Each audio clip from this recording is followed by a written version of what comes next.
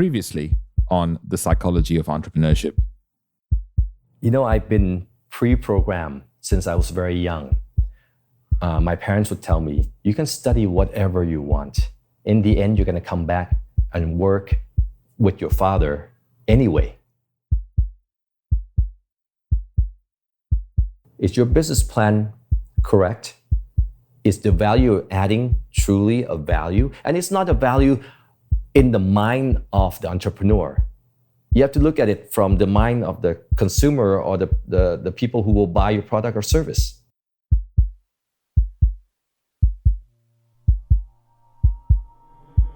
It's nefarious, man. Like, the brain works in fucked up ways. The mind is one of the most deceiving, manipulative pieces of equipment, flesh, human bodies on earth. I never have trusted my brain.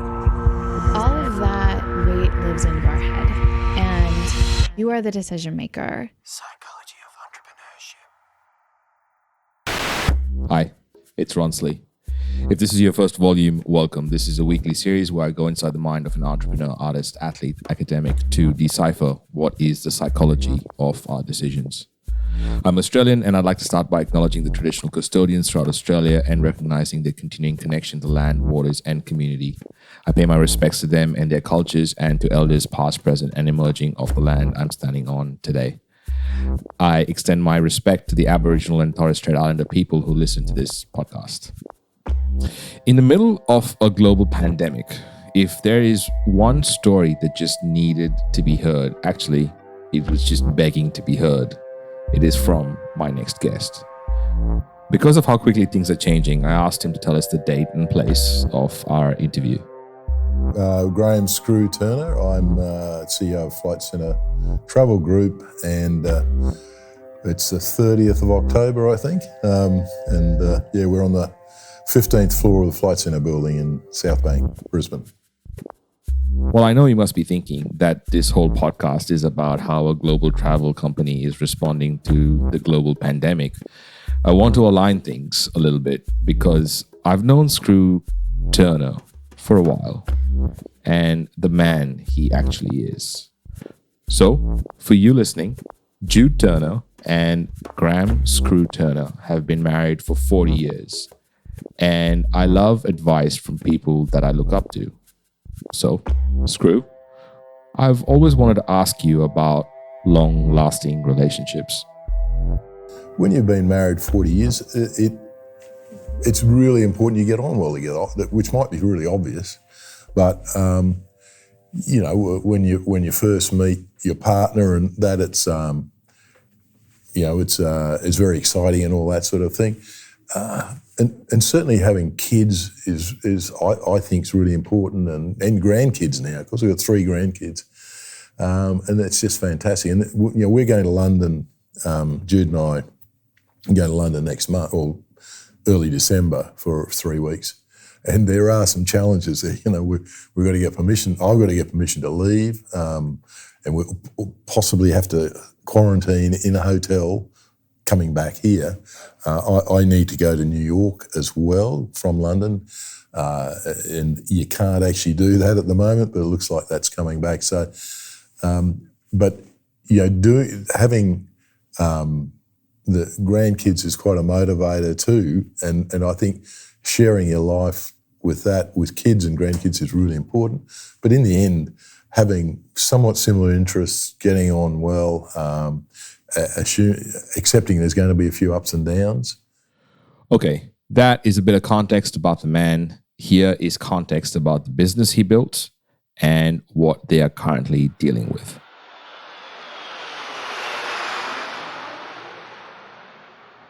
Flight Centre's been going now for just under 40 years, 38 years, I think. And with Top Deck, that was nearly 50 years ago. But we've never had anything like this in our history before, anything like it. Whereas, a business that's been built up over the last 38 years, pretty suddenly is a third of the size it was, 8 months ago, and with 2/3, 70% less people with very little business, and basically in a survival mode. You can call it hibernation, but because there's so little travel happening in the world. Here is news from 6 months ago by the BBC that shared this. Well, this pandemic and the lockdowns that have followed were always going to take an incredible toll on the travel and tourism sector. Ros Atkins has more details on this. Hi, Ros. Hi, Babita. Yes, as we've been watching this pandemic play out, of course, it's impacting on lots of different industries, travel being one of them. And today, Virgin Atlantic confirmed what we thought would be coming in some form. It's going to cut 3,000 jobs in the UK. It also says it won't restart its operations from Gatwick Airport. Bear in mind, they've been suspended since this pandemic began. First of all, let's hear the reaction of Erin Hazelhurst from BBC Business.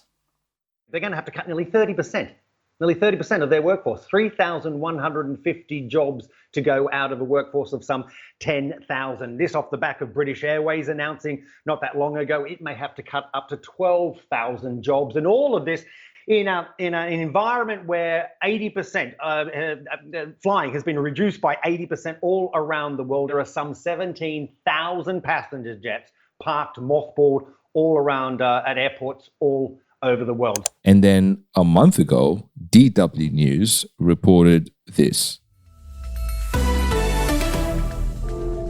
It's the world's third largest industry, but that was before the COVID-19 pandemic brought tourism to a screeching halt. That's been especially hard for Europe, the world's #1 travel destination in years past. Tourism brought regular surpluses to European budgets. Border shutdowns and restrictions have shown just how many jobs are dependent on foreign visitors. And it's not just airlines and tourism companies, but also hotels, cafes, and businesses, all dependent on bustling travel. But with the full coffers of the past, also came growing tensions across Europe.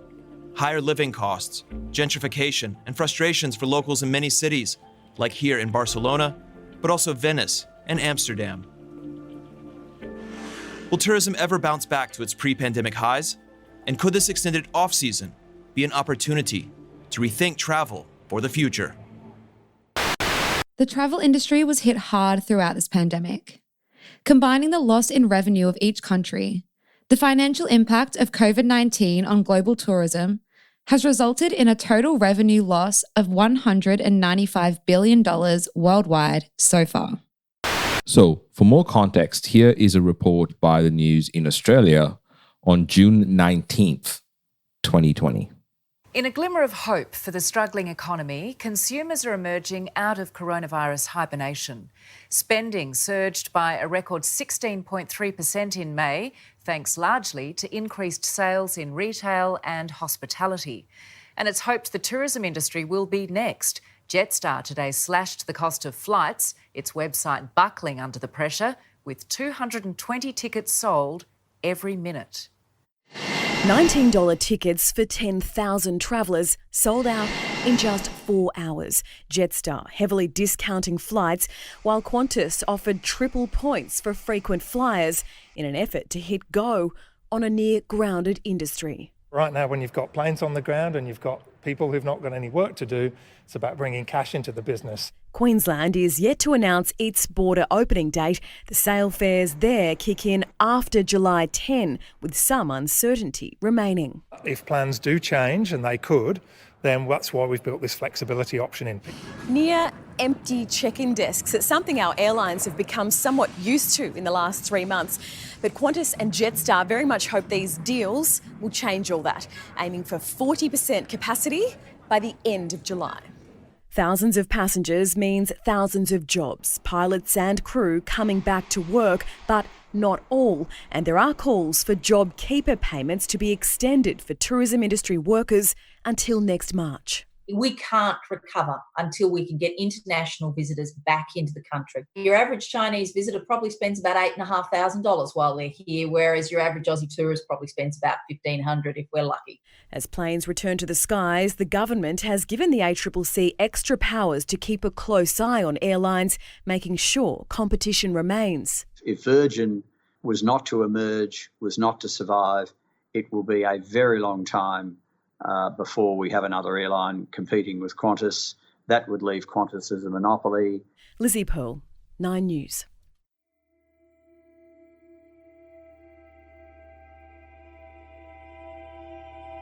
We're in 23 countries, and some countries are a bit different. South Africa's coming back reasonably well with domestic travel mainly. Even India, there's quite a few destinations that are open now, and domestic travel's there, but it's still well down. And you feel really sorry for the people who aren't here anymore, because it's not going to be easy to get for the sort of people that we have to get the sort of jobs that they probably deserve. And a lot of these people have mortgages and young families and that too. So, as a business, it's tough, but it's tough for a lot of our people as well. That's the really bad thing. Flight Centre Travel Group is in 23 countries, and Skroo Turner has built this multi-billion-dollar-a-year company from scratch, and has been doing this for over 50 years. He has dealt with a lot of global crises as CEO during that time, 9/11, Gulf War. How is this different? If you remember September 11, the outcome from that was also it hit travel, only for a relatively short period, but the end result of that was ramped up security. It's hard to believe, but that you didn't have X-ray machines that you put baggage through and have fluids at 100 mil and all this sort of thing.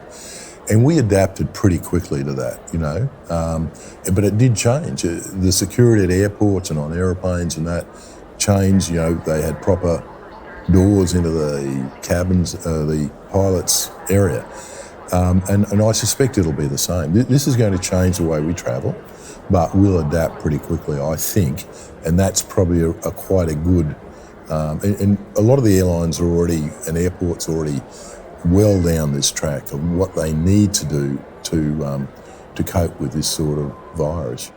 Passengers may proceed to the gate area for check-in. Skroo, how did you find out what was happening? Do you remember when this news about the pandemic all came to light? If you go back to when this started, we certainly didn't have a plan. I got back from London in March, 12th of March, I think I got back, and I think the next weekend it all sort of happened. And luckily I've got a team of people. There's 7 of us in what I call the task force. You've met Mel, and she was really instrumental in getting our war room set up, and we were here in the war room. It was actually this room for the next 6 or 8 weeks. Certainly every day during the week, and a certain amount of weekends. And the task force has Mel is she's CEO of Leisure now, Chris Galanti, CEO of Corporate, Adam Campbell, who you just met, who's our CFO, and then we have the MDs of Australia, EMEA, and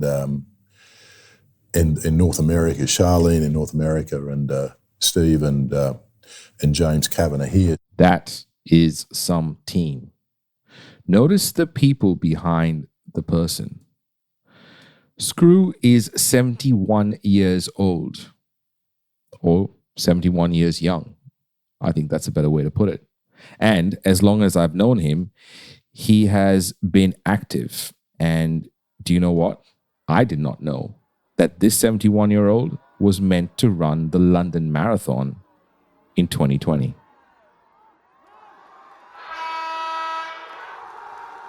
It's probably more exercise than sport, although I did play sport quite a lot and still do. Look, I think I was lucky. I grew up in a generation and a place where and around people who exercised, and it's the same with our kids. Probably because they've seen us generally exercise and all the time they're growing up, and as well as sport, that it seems to have rubbed off on them without never had to say anything to them. So it's, and obviously my parents were what they call frugals. So running just wasn't something you do, It's particularly if you're on a farm, your neighbours would think you'd gone absolutely nuts. So, but they were both, a little bit like your father, both of them were quite good sports people when they were younger, and so that rubbed off to a certain extent, even though they weren't, when we were growing up, they didn't really do, they might have played a bit of golf or bowls or things like that. But so I think that's the, and even now, I was meant to run the London Marathon this year, and it was cancelled, of course, in April, and I was quite relieved because my training wasn't wasn't up to scratch, and it was again meant to run in October, and it's been now it's on next April, so I'm going to have to start. And there's no doubt, as you get older, it becomes a lot harder, and you become more sensible,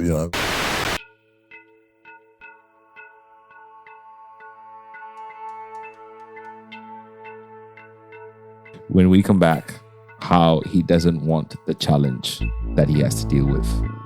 But, well, I'll let him tell you. Psychology of entrepreneurship. Our aim with this audio documentary has always been to build a strong community of entrepreneurs and creatives to provide a space where they can use their voice to share their authenticity with the world. As a valued listener, your voice matters too. We love to hear your feedback and ideas, so don't be shy to let us know how we're doing in the ratings and comments. If you have a message for our production team or know someone who would be a perfect fit as a guest, you can find out more information on how to share your input at psychologyofentrepreneurship.com. Before the break, you would have gathered context for the situation we are in, the man we are speaking with, and the company he controls. Now, leadership.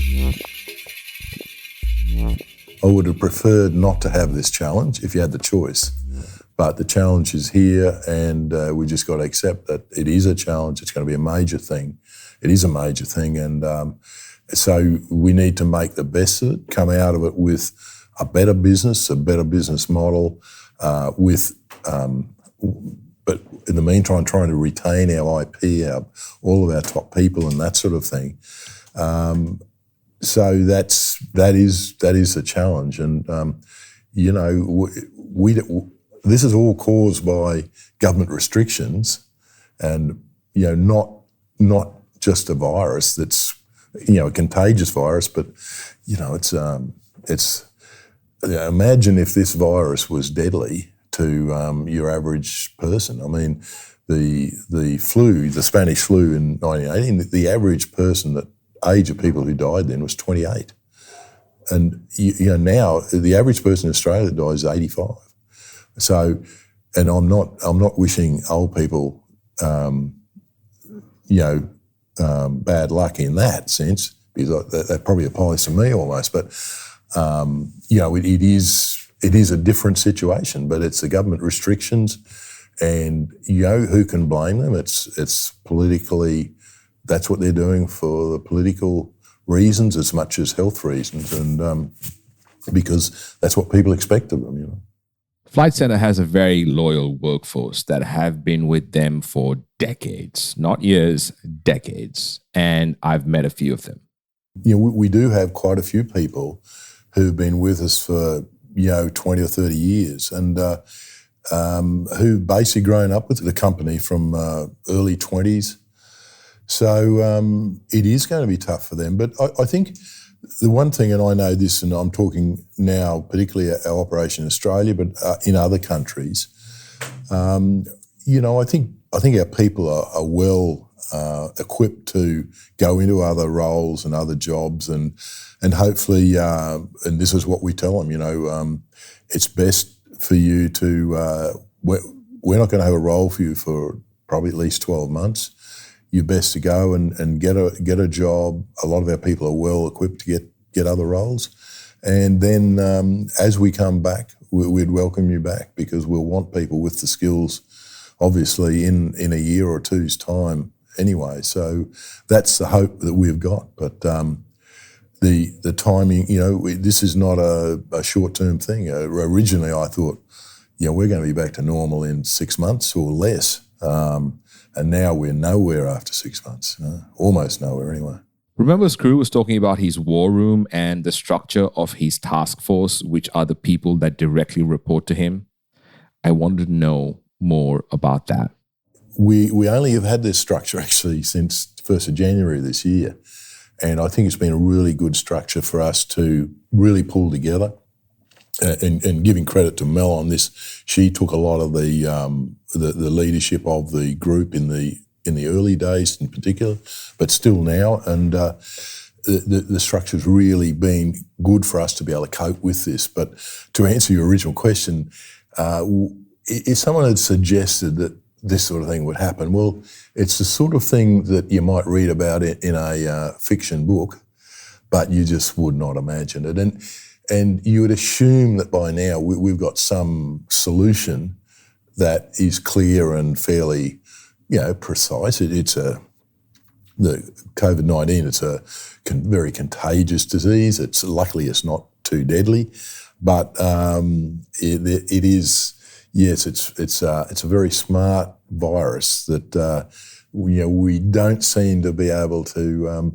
It's not that serious, but it's serious enough to really disrupt just about everything. So, with such a massive company, how does the changing landscape make you look at the positive side of business, Skroo?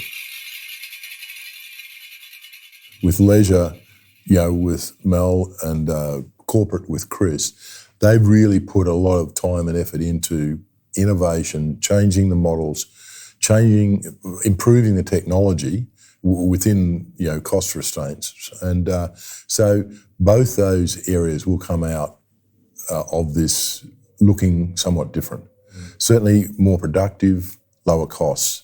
And that was already really something we were working on anyway, particularly in leisure because our model is a relatively high cost model with real estate, with people, and that will still stay the same to a certain extent, but there will be less people, more technology to help us, more online or call centre type operations, and the same on the corporate side with Chris. He's worked with his guys on this long-term strategy. I mean, interesting enough, we're winning quite a lot of business, or certainly pre-COVID levels of business in corporate because, we do have an active presence in all our markets with our people and particularly in corporate travel. People coming back, companies want their people to be safe. They want to be sure that, they're travelling with advice of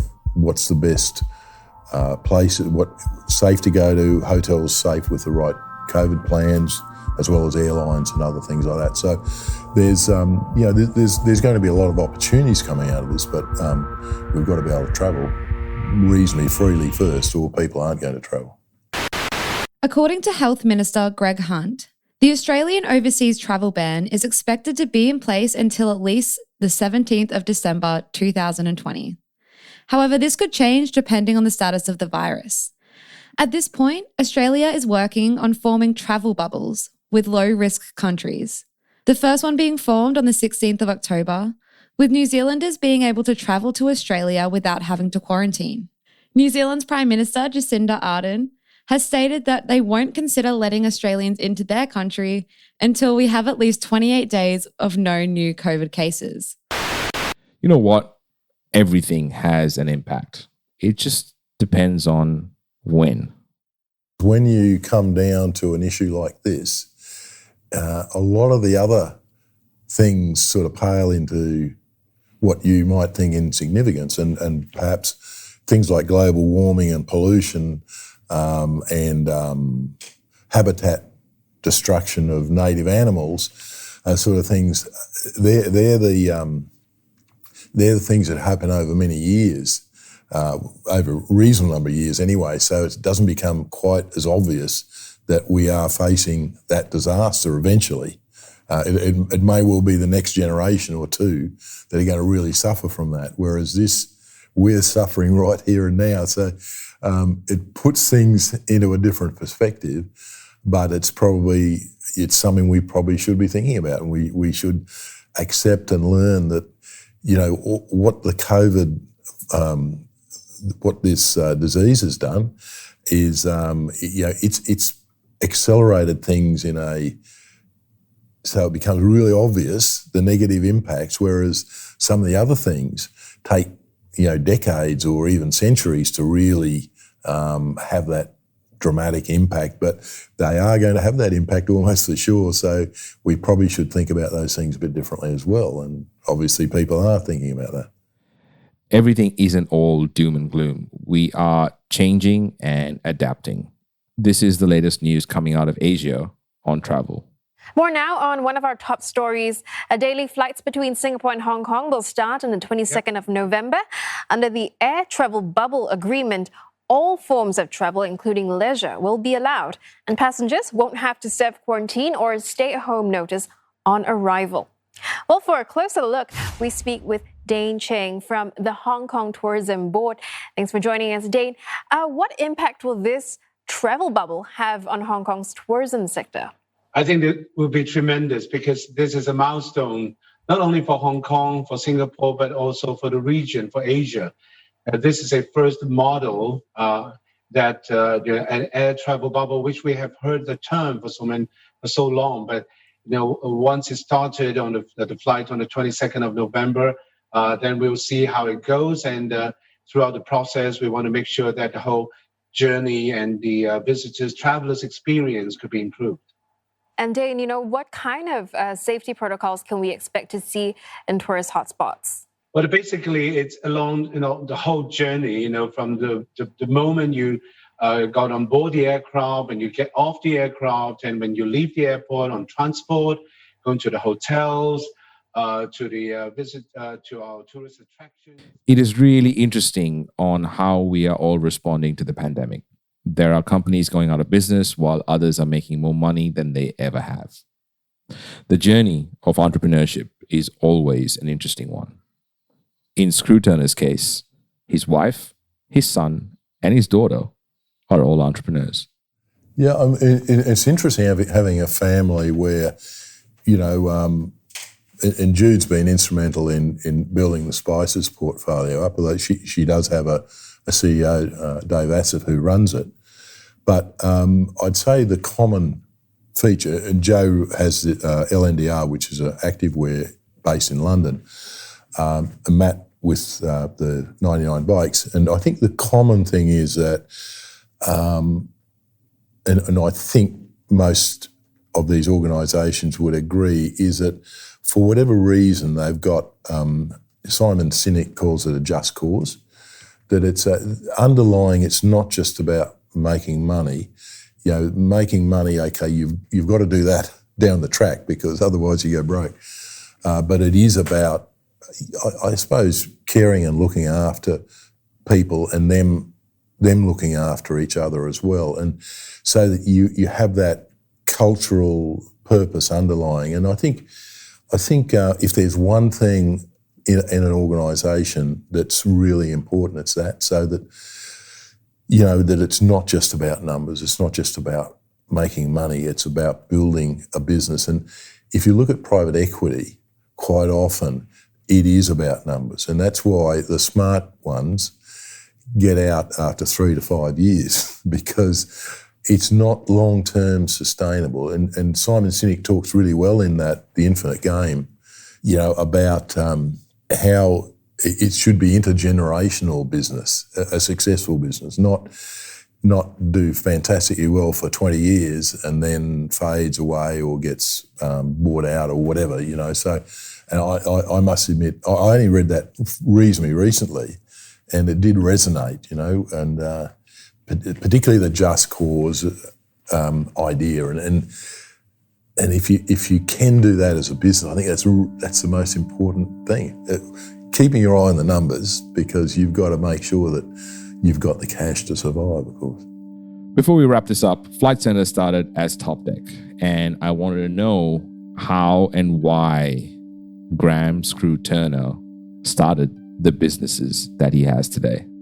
Yeah, really, we started business, and me and some different partners who generally are still around, as shareholders anyway. And but and I think it's really good. And I might have told you this before, but with Top Deck, we formed that business. It wasn't really a business. It was something to do, to have some fun, to give other people some fun and all that. And I think generally it's sort of grown along into flight centres as well, that it was about travel, which is an important part, but it was really about having fun and enjoying things. And these sort of times are really tough for a lot of people. But I think most people here who are still with us, still working, still, and we have no expenses, no entertainment expenses, basically no travel expenses either. So everyone sort of pay their own way, but people still do it. They still have, and it's basically enjoying the people you work with. And it's interesting with, Spices was another good example. I think Jude and I, we like the idea of having a good food and good, small hotel in the country like was Spices Peak or Hidden Vale was. And I think that was the reason that Spices started. It wasn't started to make a lot of money. And it's not easy to make money in that area as well. But I think it means, and I think if you go to Spices and you talk to people and you eat there, generally, the people all have the same feeling that they accept that this is the underlying, well, I guess, just cause the reason why it was started, and Jude certainly had a big influence on the look and feel and where we go, and the fact that they're different to each other, let alone other hotels and that. It does, the rationale for starting, I think, as I feel like a founder, is really important to the long term, and I think that's where the just cause needs to be thought about. And that's your case. I'm sure if you think about it, that's one of the things.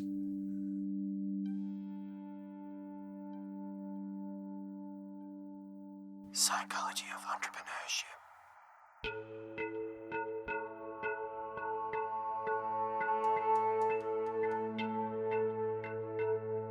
Coming up on the psychology of entrepreneurship. I'm Paul Dunn. Right now I'm in Singapore, and it's, 2 days after my birthday. There you go. It's the 2nd of December.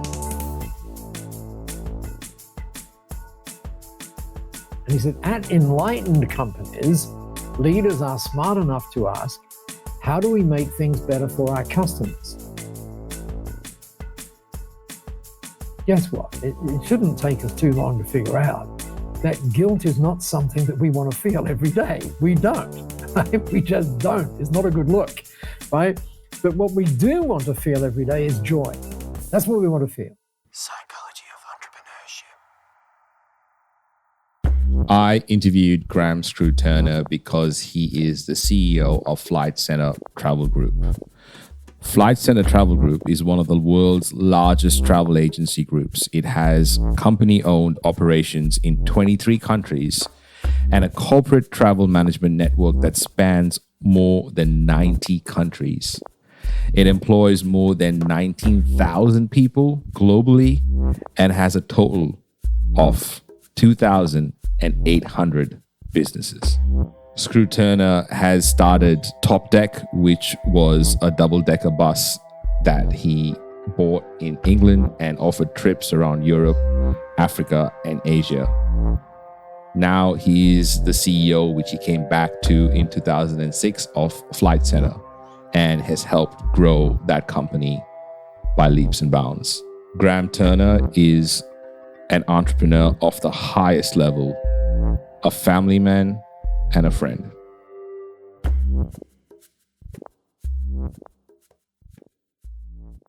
Psychology of entrepreneurship. This is a Must Amplify production. Special thanks to every guest expert that has appeared on the show. Editing, voiceovers, and sound design by Kaylee Bunnyman and Tiago Vega. Guest research and content by Claire Gould and Corinne Castles. Project managed by Kaylee Bunnyman. Produced and hosted by me, Ronsley Vaz. For more episodes and where to listen, go to mustamplify.com/POE.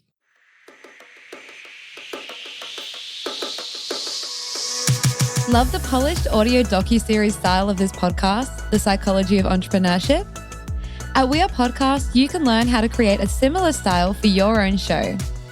This revolutionary virtual event assembles podcasters, entrepreneurs, and marketers in one spot, so you're able to learn from the masters. Head straight to wearepodcast.com to reserve your spot at our next event.